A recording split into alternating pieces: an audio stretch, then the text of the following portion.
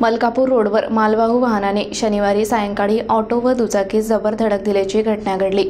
या अपघातात चंद्रकला वामनराव सोनवणे नामक महिलेचा जागेवरच मृत्यू झाला, तर ऑटोतील 6 जण गंभीर जखमी झाल्याची घटना घडली।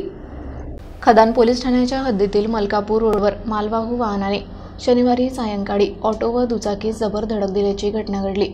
या अपघातात चंद्रकला वामनराव सोनवणे वय 60 वर्षे नामक महिलेचा जागेवरच मृत्यू झाला असून ऑटोतील 6 जण गंभीर जखमी झाले आहेत।